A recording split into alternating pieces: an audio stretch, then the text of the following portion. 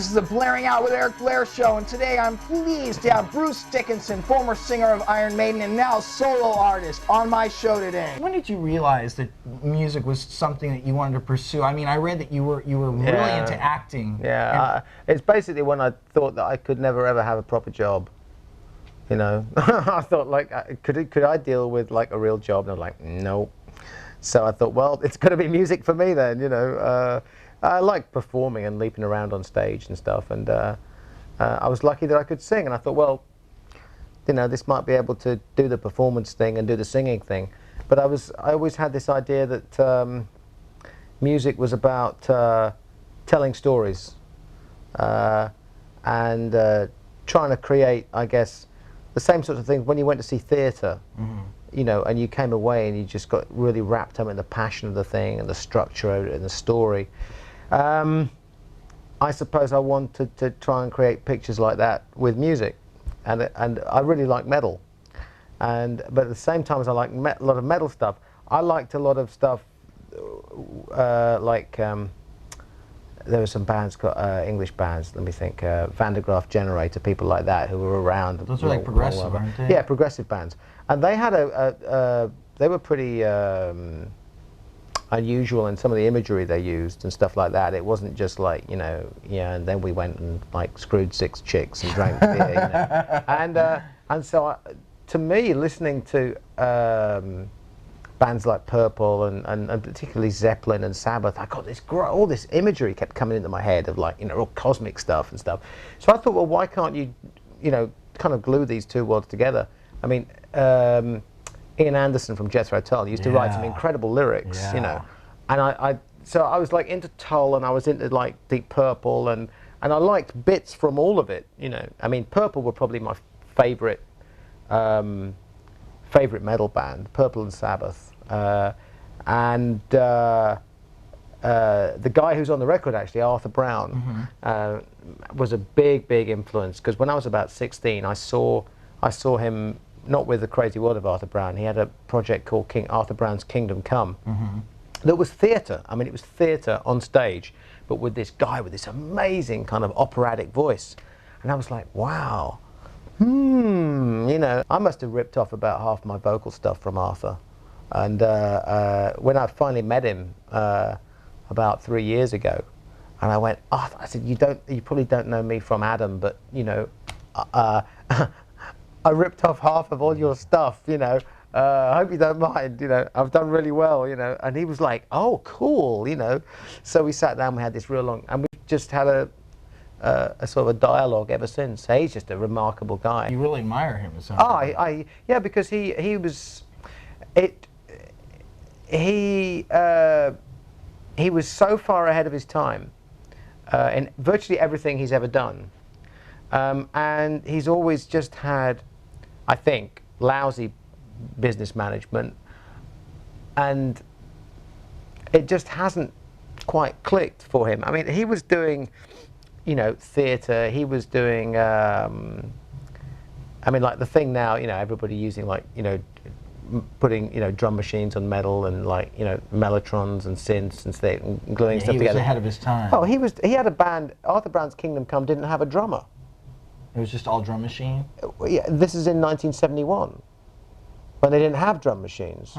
He took the first drum machine called the Bentley Rhythm Ace, right? Okay, yeah. There's a band called Bentley Rhythm Ace, you know, like you know, but the first Bentley Rhythm Ace was just a loop of drum tapes going dum dum dum dum dum dum.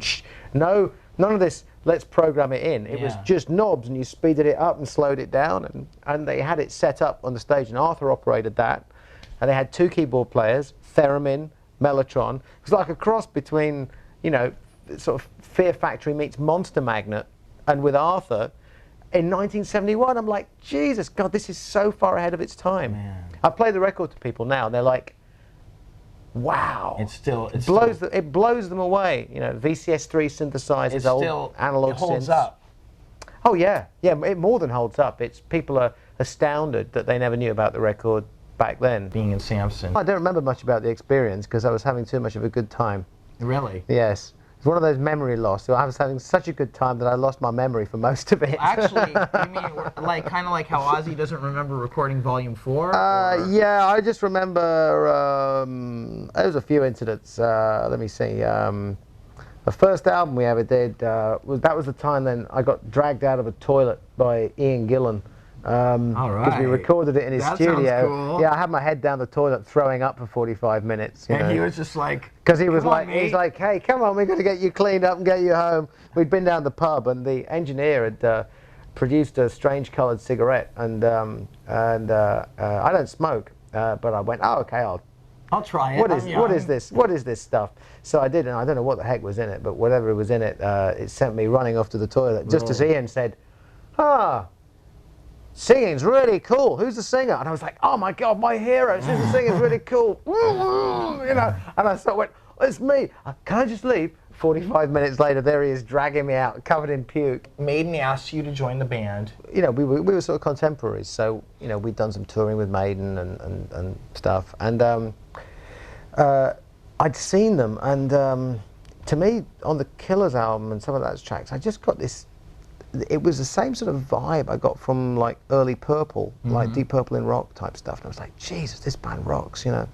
And a lot of it was Clive, because he had that Ian Pace kind of drum feel, swing time type thing going. And I love that, you know. And Clive actually was in Samson for a year before he joined Maiden. So I was sitting there thinking, God, you know, I could really do some damage with that band, you know. Yeah. Because it was, you know, it just sounded like where I wanted to be at. The Samson thing with me had started to go, I guess, a little bit stale. We lost Thunderstick, the drummer, and we got this other drummer in, Mel Gaynor, who's ended up with Simple Minds. Okay. And he was a real good drummer, technically better than Thunderstick, but we lost something, you know, when well, you I heard that this Thunderstick guy was like somewhat of a performer, or was he? Or oh yeah, he was a nut. He was great. I heard that he put like metal masks on or something. Oh yeah, he had this kind of like, you know, like bondage kind of mask thing, you know, and with black makeup underneath. So face was all black and stuff. He was really into Kiss. Oh, okay. His favourite bands were Kiss and the Residents. Okay, the punk band, yeah. Kiss, the Residents, and Devo. Okay, so you can imagine that, you know, he was like, oh, whoa, you know. Yeah. Then how did you prepare for the recording of Number of the Beast? We had about 6 months writing, and then So you sat and wrote. Yeah, and then straight in the studio, and it was 5 weeks from start to finish. That's pretty quick. Yeah. And so how much writing input did they give you when you joined the band? Were they free with it, or were they very holding back? I had a problem because I had, as it were, a prior publishing commitment. So in other words, it was a legal problem with my publishers. So I suppose the only writing I could do would be, how can I put it, by words of encouragement. I offered words of encouragement and opinions, shall we say, but I obviously clearly could not get, you know, any writing credits on anything, because then I would have written some songs, and then this legal thing would have come in. Then they would have gotten your publishing. Yeah, sure. So you know, so obviously, you know, I didn't write any songs on that record. However, by peace of mind, you were free. Yeah, and unfortunately, we'd managed to keep the same kind of sound. Yeah. And you know, which was good. So peace of mind, I was good to go on that. We did Flight of Icarus and Revelations. Yeah. And whichever. You know, I want to ask you about that song actually. What inspired you to write that song? The song started out, it was about a guy who I've had an interest in over many, many years, which is Aleister Crowley. Okay. And I was doing a lot of like reading about him and stuff like that. So the song was about him, or about the journey that he imagined he was making through his life. You know, I thought there are a few parallels with me. I mean, I wasn't like I wasn't running around sacrificing goats or pigeons or anything else. But I found him quite quite funny and in some ways quite sympathetic character, in other ways quite sad, you know, but certainly not like the Antichrist and everything else, which is what he liked people to say about him, because he loved to be outrageous. Yeah. You know, so yeah, that was what Revelations was about, or partially about. You know. Because you have the English hymn that you But G.K. Chesterton, who's an author, wrote some lyrics for a hymn, and so it's one of my favourite hymns when I was at school. Yeah, I was kind of picturing that you must have like got it from when you went to like Catholic school. Yeah, it was like, well, it was Protestant school, but same deal. Yeah. You know, too many bloody churches. Yeah, you know. standing there at the time. Yeah, all that stuff. You know, compulsory religion. You know, you know. Yeah, you can build up a lot of resentment and guilt doing that. You know, because religion will get you every time. Yeah. So and guilt is great to write stuff from. You know, I mean, guilt will give you hours and hours of endless beating yourself up that you can write about. How did you and Adrian Smith hook up again to record the Accident of Birth CD? Well, I went out and I was writing with Roy Z, because I did Balls to Picasso with him as well. And we'd already done pretty much 2/3 of the record in terms of demos. And I went over and I went, you know, this is going to be a metal record and we're going to need 2 guitarists. We already had Roy, obviously, and I called up Adrian and said, I'm going to send you some demos, tell me what you think. Do you fancy just coming in and let's play it by ear, and you know, let's not like go into wedlock straight away, but let's see how it works out. And he had a blast, he loved it, you know. So we wrote a couple of tunes, and then he went on tour, and then the record was a huge success. Yeah. And so then everybody went, well, next. Yeah. You know, so here we are again. Let's talk about Chemical Wedding, your upcoming record. You've been here in LA recording it, correct? Yeah. I came out here end of the first week in April. So it's April, May, June. So we started rehearsals first week in April. We cut it yesterday. So it's just a little under 3 months, start to finish, from rehearsals till cutting the record. You know, these days that's pretty quick. Yeah. We wrote the record. We didn't get off the road until Christmas, and wrote the album in we had January, February, and March to write the album, and then April to rehearse it, and May and June to record it and mix it. So, and it comes out in September. How do you like to record? Do you like to record with the bass, drums, and guitar, like all laying down everything at once, like getting a live feel, or do you do everything separately? No, what we do, well, we've done it every which way, you know, the last album, this album. The way we found works best is, first of all, we rehearse it completely live. Okay. So we rehearse everything live, and we're very meticulous in rehearsals.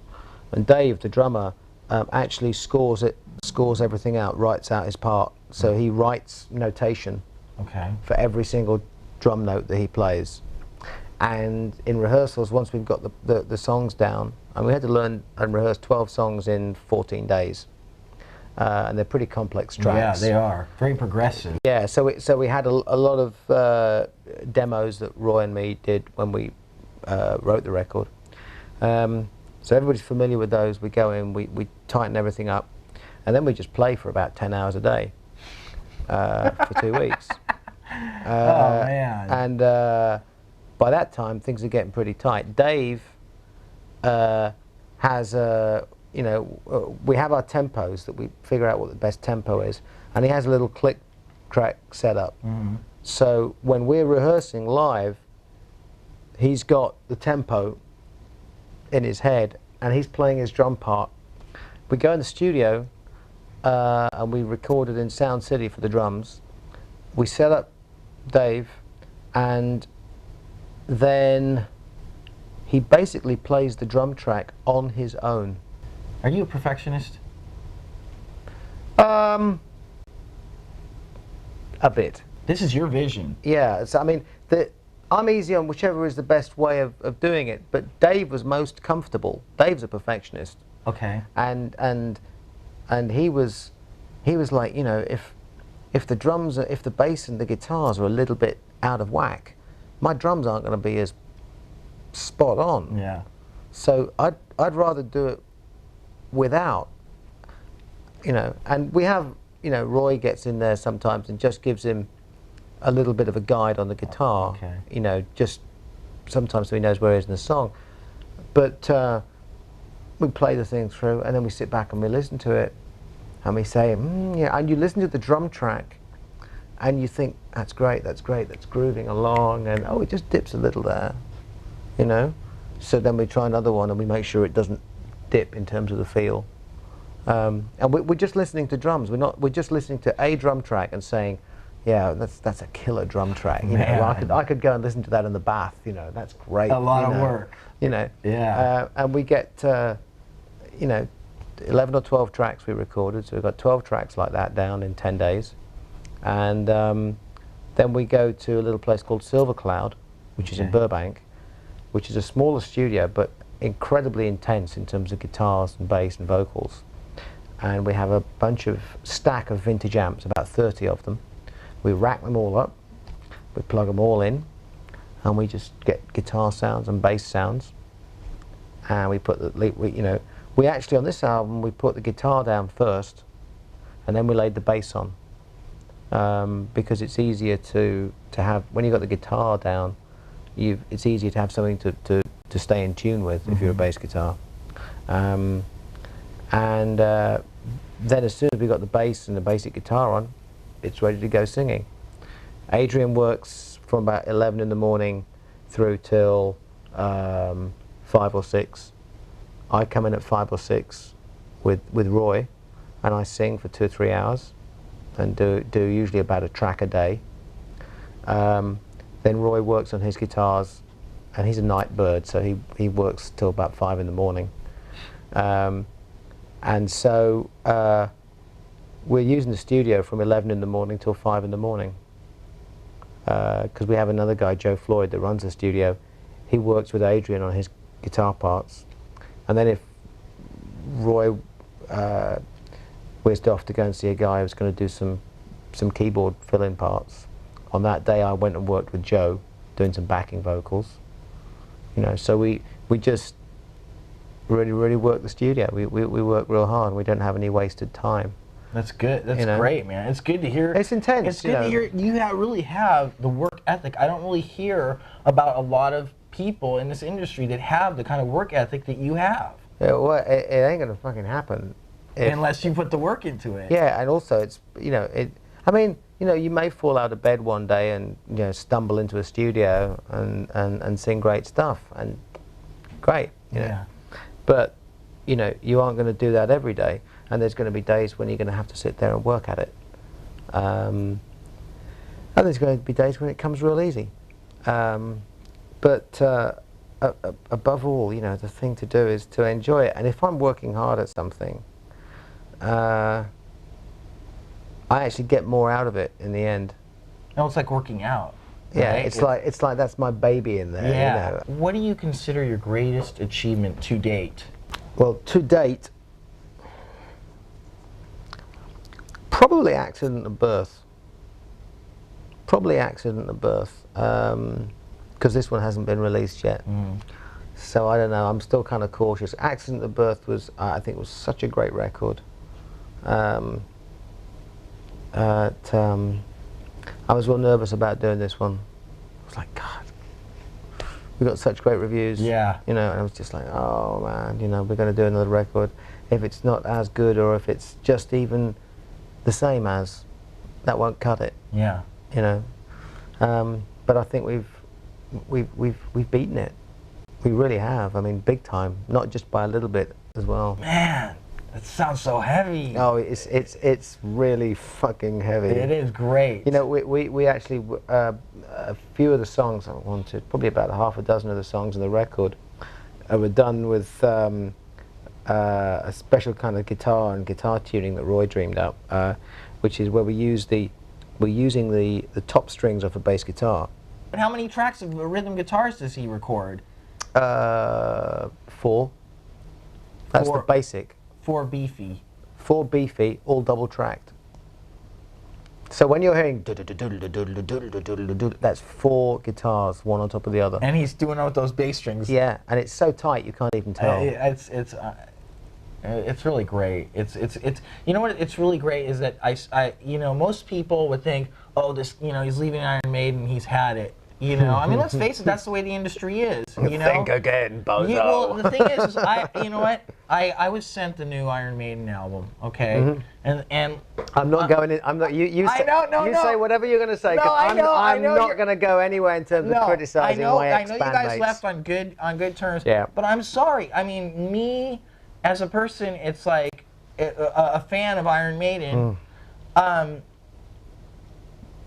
It's not there. It's just not there. The magic is not there. The music sounds great, but I don't feel that the magic is there. And I listen to one of your records, and it's like, it's there, you know? Well, it's not a. I think the important thing is just that it's not a competition, you know. No, I understand. It's not like, you know, you buy one of my records, you know, forever you may never buy another Maiden record, and vice versa. You know, you can buy both and have fun with both. Yeah, I listen to whatever's good. Yeah, exactly. Whatever I like. So, it's increasingly, you know, such a whole new, like, brave new world out there. I just look upon this now as, I've got, like, you know, 300,000 people bought the last record. God. You know, well, I mean, that's worldwide, not the States, but 300,000 people. I'm thinking, okay, I sold 300,000 goddamn records, and that was 100,000 more than the record before. You know, hang on, and now I've just made this record. Wow. Marilyn Manson. What do you think of this guy? He's following on in a, you know, a grand old tradition, really, isn't he? Well, he's taken everything that, you know, you guys were about, and Alice Cooper. And Alice Cooper and with the Trent Reznor production thing, you know, and like I say, he's following in quite a grand tradition of vaudeville kind of gothic, like shock like rock type stuff. Yeah. I mean, he can get away with it. You know, he's doing okay with it now, and he's this character Marilyn Manson. Yeah. Now, if I wanted to be a character, I would have had to have made that decision a long time ago. And he's now Marilyn Manson, and he's going to have to wear the makeup and do the forever. You know, forever and ever and ever. Although, you know, like if he lasts as long as Alice, you know, Alice Cooper has managed to really do a great job, because he can go play golf with Pat Boone. Yeah. And still go out and put the makeup on him, and nobody gives a shit. Yeah. You know, and which is great, because he can step outside Alice and say, oh, that's Alice, this is me. Which is marvelous. So why did you leave Iron Maiden? I'd gone as far in Iron Maiden as I could go within that structure, and I just wanted to leave without it turning into an argument, because I would have gotten frustrated, and if I'd have gotten frustrated, then we'd have gotten into arguments, and nobody would really have won. I mean, it would have, you know, I would have ended up leaving one way or the other. So I thought I might as well just quit now, you know, before I start having flaming rows with everybody and about. leave on good terms. Yeah. You know, that's good. I mean, I left on good terms with it. I mean, I think Steve is still a bit sore, and, you know, about things. Well, I could kind of see why, Bruce. You know, but then it's his band, so I'm like, you know, he's having it. You know, he wanted to, you know, do things his way. I'm like, okay, well, now you can do things your way. You know, I won't have to listen to me sort of going, why don't you change this? Why don't you try this? Why don't you do? You know, no. Just, I'll go away and do my thing. And if I goof off, then okay, you know, it's my responsibility. What did you think of the Christian anti-rock seminars of the early 80s? Great publicity for metal. Okay. Fucking wonderful. I mean, I loved them. They were like, oh, great. You know, can we have some more of that, please? So, did it? I miss them. You know, I mean, where are they now? Any of your songwriting? Like, I'm gonna show those guys. They want it. We're gonna turn the volume up even louder. Well, that was a kind of a given anyway. I mean, we did it. You know, we did a couple of songs. You know, sort of baiting them, but they pretty much end up shooting themselves in the foot anyway in the long term. I mean, it's fairly obvious that what they're proposing is pretty preposterous, and there's no real basis in fact or truth or evidence or any of those boring things. However, you know, it was great publicity. Who is your favorite sex symbol? Anne Hesh, even though she's gay. Okay. Tori Amos. Yeah, I like her. Alanis Morissette in a funny kind of a way, because you know, because when you see interviews with her, she's not nearly as pissed off as she is in the songs. You know. Yeah. You know, so that's, I mean, film star gals and stuff like that, and there nearly always has to be. Nearly always has to be a brain involved somewhere. You know. So you get really turned on. That's sexy to you as an intelligent woman. Yeah, not just intelligent. Well, you know, I mean, there's you know, there's an element of character to it. I like sort of women who are slightly eccentric, I suppose, as well. A little bit like me. Yeah. So yeah, that kind of thing. You know, not necessarily, you know, the perfect body or whatever that is. I have no idea what that is. I mean, and Playboy, girls in Playboy, just don't do it for me at all. Really? Just too plastic. How do you take care of your voice? I really don't. It kind of takes care of itself. Really? Yeah. I think the main thing with taking care of your voice is and this may sound kind of blindingly obvious, is not to damage it. And if you're not damaging your voice, you are taking care of your voice. Okay. And the ways you can damage your voice, there's loads of them, you know, from smoking and shouting and screaming and yelling and, you know, staying up till 5 in the morning in smoky bars going, oh, hi, I'm going to do a vocal tomorrow, you know. You know, drinking like way too much and actually, you know, not enough sleep and all those ways in which you'll mess up your voice. And you mess up your voice a few times and it'll get better, and you mess it up a few times too many and it won't get better. Yeah. And so that's the thing. And when you get sick and don't sing, you're out of the race. And when you get sick and you have to sing, don't strain it. Yeah. And look after it. And bear in mind that you're going to get better one day and you want your voice to come back to the right shape. Yeah. You know, know your limitations. You know, don't try and be a macho man and go, you know, I've got terrible flu, I feel like shit, but I'm going to hit that damn top C tonight. I'm going to hit it if it kills me. Blood pouring out of your neck, you know. It's just, you know, there's little ways of cheating when you get days like that, that you won't shortchange the audience, and you certainly won't shortchange the audience 3 nights later either, because you'll still be there doing it. And if you do get sick, do everybody a favor. Take the night off. Go see the throat doctor, get signed off, and cancel as many shows as you need to know you're going to get better. Usually 3 or 4 day period. That way you're good for the next 6 weeks of the tour, as opposed to your voice falls apart a week later. And managers don't understand that very often. They don't like that. They're like, what do you mean? Yeah, well, you have a night off, he'll be okay the next day, he'll be good to go. And the kids see it, they all cheer, they all scream, they all wave, and they go, wow, he sounded like shit tonight, you know. And they say that for the whole tour. Wow, he was kind of rough this tour. Yeah, and you don't want to. No, I don't want to go out and do you know, apart from anything else, my name's on the goddamn ticket. Yeah. It's like, you want to give them 100%. Exactly. It's like the little perfectionist thing again, you know. Cozy that was just really sad. It's just, That was just tragic because Cozy, I mean, you know, Cozy did not lead the kind of lifestyle that you know, where he was going to die unexpectedly. I mean, I think, you know, people with like, you know, major reality problems and drug problems and things like that is one thing, but it's always sad when somebody's like survived for that long and it's just like he died in a road accident. It's like, no. Well, I was really actually shocked. I hear about so many casualties in rock and roll, and you're not a casualty. Not yet. And touch wood. Yeah. And I mean, well, I think your work ethic has a lot to do with that. You're a serious person. You're not out getting sloshed to the point where I don't feel like going into work today. You know, and also work keeps you healthy and it keeps your mind going, so that you're going to keep on the right road as far as like not veering off to one way or another. No, this is a theory anyway. You know, this is the plot. You know. Yeah. No, I mean, I'm having.